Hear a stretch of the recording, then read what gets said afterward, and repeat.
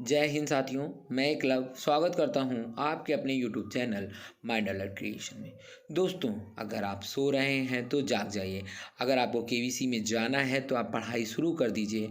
और पढ़ाई शुरू करने के लिए आपको क्या करना होगा, वीडियोस देखने होंगे एजुकेशन से रिलेटेड, और आपको उनके नोट्स बनाने होंगे। जो अच्छे प्रश्न मिलते हैं आप उनका नोट्स बनाइए, ताकि जब भी आपका ऑडिशन हो या आप हॉट शीट तक पहुँचे तो आपको किसी भी तरीके की कठिनाई का सामना ना करना पड़े और आप अच्छे से सारी चीज़ें पार कर लें। उसी क्रम में आज मैं वीडियो लेकर आया हूँ 16 महाजनपद 6ठी शताब्दी ईसा पूर्व राजनीतिक दशा। मतलब राजनीतिक दशा क्या थी, कैसे था, क्या था, क्यों था, उसके बारे में वर्णन आज हम लोग करेंगे। डिस्क्रिप्टिव चर्चा करेंगे। और अगले ये भागेंगे भाग 2 में आपको क्या मिलेगा, भाग 2 में आपको मिलेंगे प्रश्नोत्तर और 16 महाजनपदों से रिलेटेड। बहुत ही अच्छा वीडियो होने वाला है और वीडियो को दबा के शेयर कीजिए, ज़्यादा से ज़्यादा लाइक कीजिए, ताकि मेरा भी मनोबल बढ़ सके और आपको अच्छा से अच्छा कंटेंट दे सकूं। तो चलिए शुरू करते हैं अपना वीडियो। तो मित्रों, पहला पॉइंट है बौद्ध ग्रंथ अंगुत्तर निकाय। बौद्ध ग्रंथ अंगुत्तर निकाय से ज्ञात होता है कि गौतम बुद्ध के जन्म के पूर्व समस्त उत्तर भारत 16 बड़े राज्यों में विभाजित था। कितने राज्यों में विभाजित था? 16 बड़े राज्यों में। कब? जब महात्मा बुद्ध यानी गौतम बुद्ध का जन्म होने वाला था। और कौन से ग्रंथ से? अंगुत्तर निकाय, ये ध्यान रखिएगा, अंगुत्तर निकाय, बौद्ध ग्रंथ अंगुत्तर निकाय। इन्हें 16 या षोडश महाजनपद कहा गया। क्या कहा गया? महाजनपद। इन 16 महाजनपदों के नाम हैं कौशल, काशी, मगध, अंग, वज्र, चेदी, मल, वत्स, कुरु, पांचाल, मत्स्य, सुरसेन, कंबोज, अवंती, अस्सक हो जाएगा ये अस्मक, तथा गांधार। तो अब अगला क्या कह रहा है आप देखो, जैन ग्रंथों से क्या पता चलता है। जैन ग्रंथों से हमें क्या पता चल रहा है कि जो जैन ग्रंथ कौन सा, भगवती सूत्र, जैन ग्रंथ भगवती सूत्र में भी 16 महाजनपदों के नाम मिलते हैं, किंतु इनमें कुछ नाम भिन्न दिए गए हैं। इनमें प्राप्त 16 महाजनपदों के नाम कौन कौन से हैं देख लेते हैं। इसमें है अंग, बंग, मलय, वच, मगह या मगध बोल देंगे, मालव, कोच, लाड़, मोली, मोली को क्या बोला गया? मल, और इसको कौशल, काशी, पाठ्य, समुत्तर, अवध एवं वज्र। मतलब इन्होंने जो जैन धर्म है उसमें नाम तो कितने, 16 ही महाजनपद हैं, लेकिन सभी के नाम अलग हो गए। अंग, बंग, मलय, अच, वच, मगह, मालव, कोच, लाड़, मोली, कौशल, काशी, पाठ, समुत्तर, अवध या वज्र। और आपने अगर कोई दो आपको मिलते हुए नाम अगर होंगे तो एक अंग होगा जो किसमें है, आपका बौद्ध वाले ग्रंथ में है, और कौन सा था, कौशल है उसमें, और काशी है, और अवध है। तो दोस्तों ये थे जो आपने पढ़े, जिसमें मैंने गोला लगाया। ये बौद्ध धर्म में भी मिलेंगे, बौद्ध धर्म में भी 16 महाजनपद हैं। और जो क्या नाम बोलते हैं, जैन धर्म के ग्रंथ हैं भगवती सूत्र, उसमें भी 16 महाजनपदों का ही वर्णन किया गया है। और जो पाणिनि के अष्टाध्यायी उसमें 22 महाजनपदों का उल्लेख मिलता है। किसके? पाणिनि के अष्टाध्यायी में 22 महाजनपदों का उल्लेख मिलता है। देख लेते हैं अगला पॉइंट। उत्तरी बिहार की वर्तमान भागलपुर, यानी जो उत्तरी बिहार है आपका, उसका वर्तमान भागलपुर तथा मुंगेर जिले अंग महाजनपद के अंतर्गत आते थे। मतलब जो अंग जनपद है वो आपका जैन ग्रंथ जो भगवती सूत्र है उसमें भी मिलता है, और अंग का नाम आपका अंगुत्तर निकाय बौद्ध धर्म का ग्रंथ उसमें भी मिलता है, और अंग का नाम आपने महाभारत में भी सुना होगा, जहाँ के राजा कर्ण थे। तो वो कहाँ पर था? वो वर्तमान जो आपका भागलपुर है वहाँ पर था। और जो क्या है, मुंगेर जिला है वो क्या था? अंग महाजनपद। इसकी राजधानी क्या थी? चंपा थी। क्या थी? चंपा थी। महाभारत तथा पुराणों में इसका प्राचीन नाम मालिनी प्राप्त होता है। क्या प्राप्त होता है? मालिनी प्राप्त होता है। क्या नाम प्राप्त होता है? महाभारत तथा पुराणों में इसका नाम प्राचीन। कहीं कहीं पर महाभारत में उसे अंग कहा गया, तब कहा गया कि अंग, नरेश, कर्ण, हाजिर हो। जो पुरानी महाभारत बनी थी, जो स्टार प्लस की महाभारत, उसमें कई जगह मालिनी शब्द का प्रयोग किया गया है। बुद्ध के समय भारत के 6 महानगरों में चंपा की गणना की जाती थी। जो बुद्ध का समय था, यानी जब गौतम बुद्ध अब उपदेश वगैरह देते थे, तब 6 महानगरों में चंपा की गणना की जाती थी। मतलब महाजनपद कितने थे? 16, लेकिन जो महानगर यानी बड़े बड़े नगर थे उसमें चंपा की गणना की जाती थी। और जो कहाँ का था? आपका अंग प्रदेश का, या जिसे मालिनी भी कहा गया है। आपका जो महापरिनिर्वाण सूत्र है, महापरिनिर्वाण सूत्र आपको मालूम है किसका है? गौतम बुद्ध जी का है। उसमें 6 महानगरों के नाम प्राप्त होते हैं। कितने महानगरों के नाम प्राप्त होते हैं? 6 महानगरों के। अब देख लेते हैं ये कौन कौन से महानगर हैं दोस्तों। तो ये हैं चंपा, राजगृह, बनारस, साकेत, कौशाम्बी तथा श्रीवस्ती। ठीक है, श्रीवस्ती, चंपा, राजगृह, बनारस, साकेत, कौशाम्बी तथा श्रीवस्ती। आपने ध्यान दिया होगा राजगृह में आपकी प्रथम बौद्ध संगीति हुई थी, और आप कौशाम्बी और श्रीवस्ती भी बहुत ज़्यादा जुड़े हैं। कौशाम्बी जो है आपकी जो जैन धर्म और बौद्ध धर्म दोनों की तपोस्थली कहलाता है।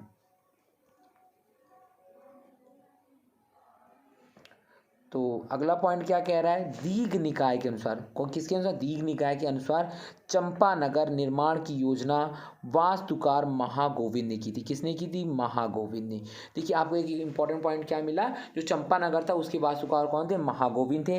वैशाली के लिच्छवियों ने, वैशाली के जो लिच्छवी थे उन्होंने क्या किया था? पहला गणतंत्र स्थापित किया था। इस बात को भी आपको ध्यान रखना है कि जो वैशाली के लिच्छवी थे उन्होंने विश्व का पहला गणतंत्र स्थापित किया था। गणतंत्र मतलब आप जान सकते हैं कि जिसमें उनके नियम कायदे कानून और जनता स्वतंत्र रूप से अपना कार्य कर सकती है। जैसे हमारा भारत देश क्या है? गणतंत्र है। और जो आपका सुत्त निपात है, क्या है? सुत्त निपात कोई ग्रंथ होगा, उसमें वैशाली को मगधमपुरम कहा गया। क्या कहा गया है? मगधमपुरम। सुत्त निपात में वैशाली को क्या कहा गया? मगधमपुरम कहा गया। तो इस बात को ध्यान रखेंगे। तो दोस्तों हम लोग अब देख लेते हैं जो ये 16 महाजनपद, उनकी क्या क्या स्थिति थी, क्या राजधानी थी, ये बहुत ही ज़रूरी है। तो चलिए देख लेते हैं। पहला कुरु। कुरु आप जानते हैं कुरु वंश जो महाभारत काल में कौरव थे, उनकी क्या होगी? मेरठ, दिल्ली और थानेश्वर। ये कौन कौन से? मेरठ, दिल्ली और थानेश्वर, ये आधुनिक स्थल है। और राजधानी इसकी क्या थी? इंद्रप्रस्थी। पांचाल नरेश कौन कौन सा था? पांचाल राज्य कौन कौन सा था? पांचाल महाजनपद बरेली, बदायूं और फर्रुखाबाद। और देखिए अहिछत्र तथा काम्पिल 2 राजधानी थी। अहिछत्र जो राज्य था उस जब मतलब पांचाल 2 हिस्सों में बटा था, जब द्रोणाचार्य के शिष्यों ने उनको हरा दिया था, काम्पिल ने नरेश को, तो 2 भागों में बांट दिया था, क्योंकि द्रोणाचार्य ने कहा था तुम भी राजा बनो और हमारा पुत्र भी राजा बने। तो अहिछत्र जो राजधानी थी वो द्रोणाचार्य के राज्य पांचाल की थी, और काम्पिल जो थी वो पांचाल नरेश जो थे उनकी राजधानी थी। अब देखिए जो सूरसेन है, मथुरा के आसपास का क्षेत्र, यानी आपका श्री कृष्ण का जो वंश कहलाता है उसका, तो वो मथुरा हो जाएगा। वत्स है इलाहाबाद तथा वांदा, तो इसकी राजधानी क्या होगी? कौशाम्बी होगी। अब देखिए अगला क्या है? अगला है आपका कौशल। कौशल अवध का क्षेत्र यानी फैजाबाद मंडल कहलाता है। साकेत तथा श्रावस्ती इसकी 2 राजधानियां थे। ठीक है, मल्ल कहाँ है? देवरिया जिला, कुशीनगर और पावा। पावा को वर्तमान में पडरौना भी कहते हैं। काशी, वाराणसी, और इसकी राजधानी भी वाराणसी थी। देखिए काशी नरेश के जो राजा थे, जब रामायण काल में जब रासु यज्ञ होने वाला था, तब उसमें एक कन्या को यानी उनकी पत्नी को बैठाया जाना था, तो काशी नरेश के साथ उनकी शादी होने वाली थी। और काशी का जिक्र वहाँ पे भी मिलता है महाभारत में, जो जब क्या नाम बोलते हैं आपके भीष्म पितामह अंबालिका और अंबिका 3 राजकुमारियों का हरण करके लाए थे उनके स्वयंवर से, तो वहाँ पे भी काशी का काफ़ी जिक्र होता है। अब बात कर लेते हैं हम लोग अंग की। अंग हमने आपको बताया सबसे ज़्यादा अंग चंपा, इसकी राजधानी थी भागलपुर तथा मुंगेर। मगध कहाँ है? दक्षिणी बिहार, पटना व गया जिला। गिरिव्रज अथवा राजगृह इसकी राजधानी थी। वज्जी मुजफ्फरनगर तथा दरभंगा, मिथिला, वैशाली व जनकपुरी। चेदी यानी बुंदेलखंड, इसके कौन से राजा थे? सोत, मतलब इसकी राजधानी थी सोत्थिवती। चेदी अभी पढ़ाऊँगा, मैं बताऊँगा कि क्या है चेदी। अगला है आपका इसी में मत्स्य जयपुर या विराटनगर। आपने महाजनपद का नाम महाभारत में सुना होगा, जहाँ पर विराटनगर में जाकर के सारे पांडव अपना वेश बदल के छुप गए थे। अस्मक गोदावरी घाटी आंध्र प्रदेश, पोतन या पोटिल। और जो आपका अस्मक था दक्षिण भारत में एकमात्र महाजनपद था। अवंती कहाँ है? पश्चिमी तथा मध्य मालवा क्षेत्र है। इसकी राजधानी उज्जैनी तथा महिष्मती थी। गांधार आपको पता है, गांधारी जहाँ की थी, शकुनी का जहाँ के थे वो कहाँ पर है? पेशावर तथा रावलपिंडी। और उसकी राजधानी थी तक्षशिला और कंबोज यानी दक्षिण पश्चिमी कश्मीर तथा राजौरी और हजारा। तो इसकी राजधानी थी राजपुर या हाटक। आगे बात समझ में, 16 महाजनपदों के नाम क्लियर हुए और उनकी राजधानी भी क्लियर हो गई होगी, और कहाँ इनकी अवस्थिति थी या कहाँ ये स्थित थी वो भी आपको क्लियर हो गया होगा। चलिए देख लेते हैं आगे पॉइंट, अगला पॉइंट क्या कह रहा है। वैशाली बुद्ध काल का सबसे बड़ा तथा शक्तिशाली गणराज्य था। वैशाली बुद्ध काल का सबसे बड़ा तथा शक्तिशाली गणराज्य था, ये बात क्लियर होगी, क्योंकि वैशाली ही एक ऐसे व्यक्ति थे, मतलब जो वो थे राज्य या राजा कहें, उन्होंने विश्व का सबसे पहला गणतंत्र स्थापित किया था। जैन ग्रंथ पुराणों के अनुसार मगध पर शासन करने वाला पहला राजवंश बृहद्रथ वंश था। कौन सा था? बृहद्रथ वंश था। इस वंश के सबसे पहले राजा बृहद्रथ का पुत्र जरासंध था। कौन था? जरासंध था। उसने गिरिव्रज या राजगृह को अपनी राजधानी बनाया। महाभारत के वन पर्व में राजगृह को जरासंध की राजधानी बताया गया है। महाभारत के वन पर्व, क्योंकि वन पर्व इसलिए कहा गया क्योंकि वहाँ पर भीम जो गए थे और उन्होंने जरासंध के साथ युद्ध किया था और जरासंध का वध किया था। और जरासंध आप जानते हैं कि वो एक राक्षसी ने, उनके 2 टुकड़े पैदा हुए थे, उनको जोड़ दिया था और उनको कोई भी नहीं हरा सकता था, तो उनको फिर मारा गया था अब भीम ने, कौन से? द्वंद्व युद्ध में। बौद्ध ग्रंथों के अनुसार मगध का प्रथम प्रतापी शासक बिंबिसार था। यह हर्यक वंश से संबंधित था। काशी का सबसे शक्तिशाली शासक ब्रह्मदत्त था। इसने कौशल पर विजय प्राप्त की। अंततोगत्वा कौशल के राजा कंस ने काशी को जीतकर अपने राज्य में शामिल कर लिया था। प्रसेनजित के समय कौशल का काशी के अतिरिक्त कपिलवस्तु के शाक, केशपुत्र के कालाम, रामगाम की कोली, पावा और कुशीनारा के मल्ल और पिपलीवन के मोरी आदि गणराज्यों पर भी अधिकार था। मतलब गणराज्य यानी जो छोटे छोटे चुन्नी चुन्नी से राज्य थे, और ये जो 16 महाजनपद ये बहुत बड़े राज्य थे। जो काशी जो मतलब वहाँ के राजा थे, उन्होंने कपिलवस्तु के शाक्यों पर भी अपना अधिकार कर लिया था, केशपुत्र के कलाम पर भी अपना अधिकार कर लिया, और रामगाम की कोली वंश की उनकी माता थी, जो गौतम बुद्ध थे उनकी माता जो महामाया थी वो कोली वंश की थी। पावा कुशीनारा के मल्ल तो आप समझ गए, पावा यानी पन्नौरा और कुशीनारा यानी कुशीनगर के मल्ल, जहाँ पर गौतम बुद्ध को महापरिनिर्वाण प्राप्त हुआ था। पिपलीवन के मोरी का वर्णन आपको मौर्य साम्राज्य में मिलता है, इन पर भी अधिकार कर लिया था।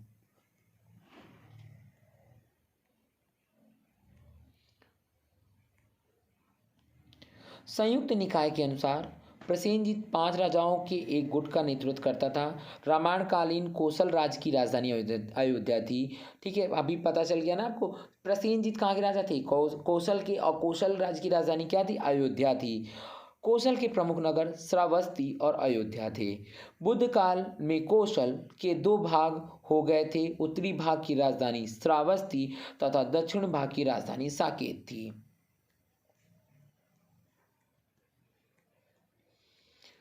उत्खननों के आधार पर ज्ञात हुआ है कि प्राचीन श्रावस्ती का नगर विन्यास अर्धचंद्राकार था। अब ये आपको ध्यान रखना है, श्रावस्ती तो वर्तमान में एक उत्तर प्रदेश का जिला भी है।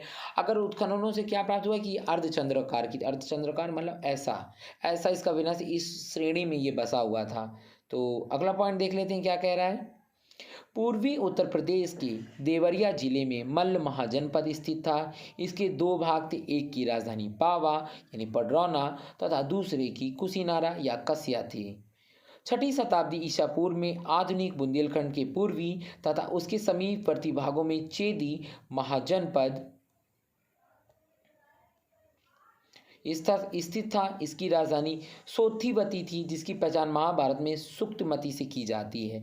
अब चेदी मतलब वो जो शिशुपाल की हत्या की गई थी वो चेदी वंश से संबंधित था, तो यानी उसकी राजधानी सोथिवती या सुक्तमती कहलाती है। और इनका जो वरदान था श्री कृष्ण ने दिया था कि उनके जो 100 अपराध है मैं क्षमा कर दूंगा, जैसे 101 होगा वो उनका वध हो जाएगा, और ये भी उनकी बुआ के लड़के थे। महाभारत काल में चेदी का शासक शिशुपाल था, जिसका वध श्री कृष्ण द्वारा किया गया था। इलाहाबाद के आसपास के क्षेत्रों में वत्स महाजनपद स्थित था। विष्णु पुराण से ज्ञात होता है कि हस्तिनापुर के राजा निचाक्षु ने हस्तिनापुर की गंगा के प्रवाह में बह जाने के बाद कौशाम्बी को अपनी राजधानी बनाया था। किसने बनाया था? निचाक्षु ने। और इसका अपने जैन धर्म का जो भी मैंने वीडियो पढ़ाया था उसमें भी मैंने बताया था कि वहाँ पर कौशाम्बी का जब जिक्र आया था तब दोनों की तीर्थ इसलिए कहलाती है। और कौशाम्बी किसने बसाया था? तो ध्यान रखिएगा, निचाक्षु ने बसाया था और हस्तिनापुर के राजा जब उनकी राजधानी बह गई थी गंगा के प्रवाह में। बुद्ध काल में यहाँ पौरव वंश का शासन था। यहाँ का शासक उदयन था। बौद्ध भिक्षु पिंडोला ने उदयन को बौद्ध धर्म में दीक्षित किया था। उदयन वासदत्ता की दंत कथा उज्जैन से संबंधित है। इस कथा को महाकवि भास ने अपने नाटक स्वप्न वासदत्तम में वर्णित किया है। किसमें वर्णित किया है? किसने? महाकवि भास ने अपने नाटक स्वप्न वासदत्तम में वर्णित किया है।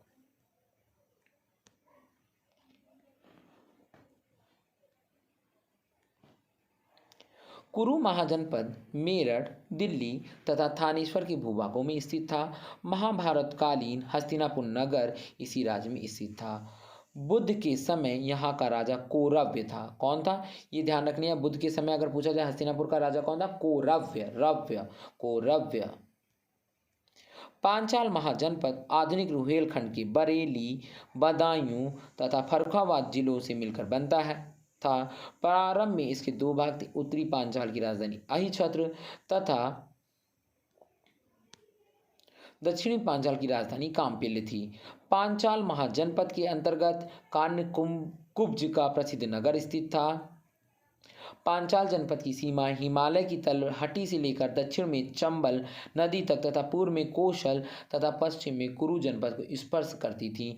पांचाल मूलतः एक राजतंत्र था, किंतु ऐसा प्रतीत होता है कि कौटिल्य के समय वह गणराज्य हो गया था। मत्स्य महाजनपद राजस्थान के जयपुर क्षेत्र में बसा हुआ था। इसके अंतर्गत वर्तमान अलवर एवं अलवर एवं भरतपुर का एक भाग भी सम्मिलित था। इसकी राजधानी विराट की स्थापना विराट नामक राजा द्वारा की गई थी। और आपको ये जो विराट राजा है ये महाभारत कालीन में मिलेगा। उन्हीं की जो पुत्री थी उत्तरा, उसका विवाह अभिमन्यु के साथ किया गया था। और अभिमन्यु की मृत्यु के बाद जो उत्तरा थी उनके गर्भ पर उनकी अश्वत्थामा ने ब्रह्मास्त्र का प्रयोग किया था और उन परीक्षित की मृत्यु हो गई थी। तब भगवान श्री कृष्ण ने उसे पुनः जीवित कर दिया था। इस प्रकार राजा परीक्षित का जन्म हुआ था। सूरसेन महाजनपद आधुनिक ब्रजमंडल में बसा हुआ था। इसकी राजधानी मथुरा थी। प्राचीन यूनानी लेखक इस राज को सूरसेनोई तथा इसकी राजधानी को मेथोरा कहते थे। मतलब मथुरा की जगह मेथोरा क्या कहते थे? मेथोरा कहते थे। कौन? यूनानी लोग। और इस राज को सूरसेनोई कहते थे। और ये आपका अपने श्री कृष्ण भगवान जी का जन्मस्थली भी कही जाती है, उनका भी क्षेत्र कहा जाता है। फिर उन्होंने द्वारका में जा करके अपना नया राज्य बसाया था।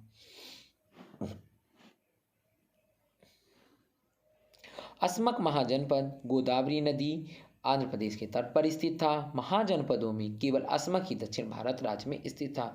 तो जो अस्मक था वो केवल एकमात्र दक्षिण भारत में स्थित था। आपसे ऐसे प्रश्न पूछा जा सकता है 16 महाजनपदों में ऐसा कौन सा गणराज्य था या राज्य था जो कि दक्षिण भारत में गोदावरी नदी के तट पर स्थित था? तो अस्मक। या ऐसे भी पूछा जा सकता है अस्मक किस नदी के किनारे स्थित था? ये भी पूछा जा सकता है।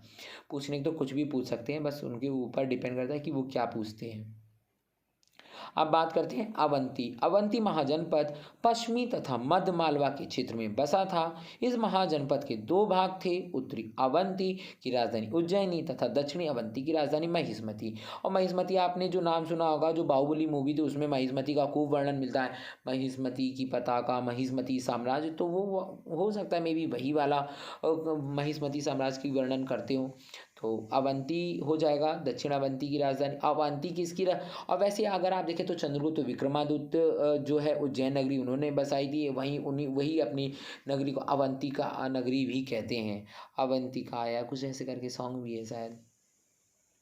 गौतम बुद्ध के समय यहाँ का राजा प्रद्योत था। कौन था? प्रद्योत।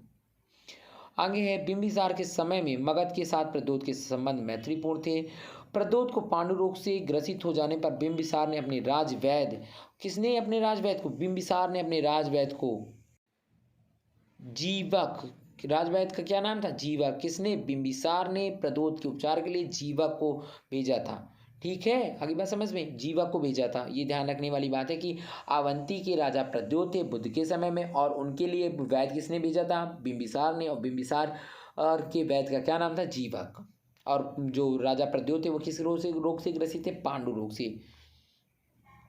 बुद्ध के पुरोहित महाकच्छयन के प्रभाव से प्रद्योत बौद्ध बन गया था। प्राचीन भारत के उत्तरी भाग में दो जनपद थे, ये जनपद थे गांधार और कंबोज। ठीक है, कंबोज आपका कहा जाता है कश्मीर, गांधार आप जानते हैं कि तक्षशिला, पेशावर और रावलपिंडी वाला क्षेत्र। गांधार महाजनपद वर्तमान पाकिस्तान के पेशावर तथा रावलपिंडी जिलों में स्थित था।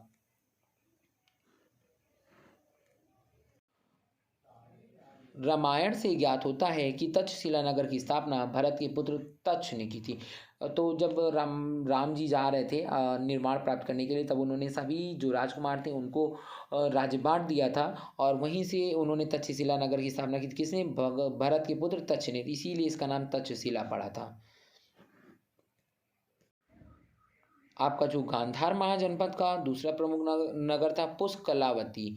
पुष्कलावती कौटिल्य ने कंबोजों को वार्ता शस्त्रोपजीवी संघ अर्थात पशुपालन, कृषि, वाणिज्य तथा शस्त्र द्वारा जीविका चलाने वाला कहा गया है। प्राचीन समय में कंबोज अपने श्रेष्ठ घोड़ों के लिए विख्यात था। 16 महाजनपदों में 4 कौशल, मगध, वत्स तथा अवंती अत्यंत शक्तिशाली थे। 16 महाजनपदों में से 8 वर्तमान उत्तर प्रदेश में स्थित थे। ये महाजनपद हैं कौशल, काशी, वत्स, मल, कुरु, पांचाल, सूरसेन तथा चेदी।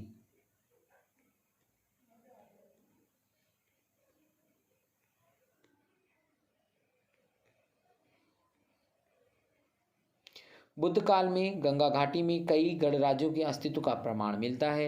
ये गणराज्य थे कपिलवस्तु के शाक्य, सुमसुमारगिरी के भग, अलकंभ के बुली, केशपुत्र के कलाम, रामगाम के कोली, कुशीनारा के मल, पावा के मल और पिपीलीवन के मोरी, वैशाली के लिच्छवी तथा मिथिला के विधे। मतलब ये आपके जो अगर देखे जाए तो ये कौन थे? ये था आपका, तो ये आपका बुद्ध के समय का था। और इस प्रकार हम लोगों ने इस वीडियो में डिस्क्राइब कर लिया सारी चीज़ें कि कौन कहाँ था, कौन कहाँ स्थित था। उत्तर प्रदेश में सबसे ज़्यादा 8 महाजनपद स्थित थे, 2 आपके उत्तरी भाग में स्थित थे, और आपका ये क्या नाम बोलते, असमक आपका दक्षिणी भाग में स्थित था, 1 राजस्थान में स्थित था, 2 मध्य प्रदेश की तरफ स्थित। इस तरीके से 16 महाजनपद हो गए। तो आज के वीडियो में बस इतना ही। दोस्तों, अगर आपको वीडियो अच्छा लगा हो तो आप चैनल को लाइक और सब्सक्राइब करना ना भूलें। वीडियो को ज़्यादा से ज़्यादा शेयर करें, और जब इसके आप क्वेश्चन आंसर करेंगे, भाग दोगे, तो आपको और भी मजा आएगा, क्योंकि आपने कायदे से सुना। 16 महाजनपद थे, 16 महाजनपदों की स्थिति बताई गई, राजधानियाँ बताई गई, क्या था और किसने कहाँ पे स्थापित किया था। कुछ क्वेश्चन इंपॉर्टेंट पता चले होंगे आपको। जो ये वीडियो देखेंगे वही भाग 2 की जो है प्रश्नोत्तर के जवाब दे पाएंगे। तो दोस्तों, थैंक यू, और आप इसी प्रकार से सपोर्ट करते रहिए। एक दिन हम लोग कहीं ना कहीं तो पहुंच ही जाएंगे। आप केबीसी में या सरकारी नौकरी को प्राप्त कर लेंगे, और मैं यूट्यूब का सबसे बड़ा इन्फ्लुएंसर बन जाऊंगा। तो दोस्तों, ऐसा कहीं कुछ नहीं होने वाला है। मैं बस इतना कहना चाहता हूँ कि मैं बस इतना, जितना भी मेरे पास नॉलेज है या बुक्स हैं या किताब है, मैंने कहीं से भी कुछ भी पढ़ा है, तो उसको आप लोगों तक पहुंचाऊं, आप लोगों का नॉलेज बढ़े, आप लोग सफलता प्राप्त करें, वही मेरी सफलता है। मेरा केवल एक उद्देश्य है कि मेरे चैनल से जो भी कमाई होने वाली वो बच्चों की पढ़ाई के लिए, बच्चों की एजुकेशन से संबंधित जो भी कमियां हैं जो हैं, वो बस उन्हीं के लिए है जाना है। मुझे अपने लिए कुछ भी नहीं रखना है। तो बस एक ये इनिशिएटिव है, एक ये अच्छा काम है जिसमें मैं कोशिश कर रहा हूँ कि शायद अच्छा हो जाए। क्योंकि देखिए, अपने पास, आपके पास इतना धन संपदा तो होती कि आप अपने लिए कर सकते हैं, लेकिन मुझे दूसरों के लिए भी करना है।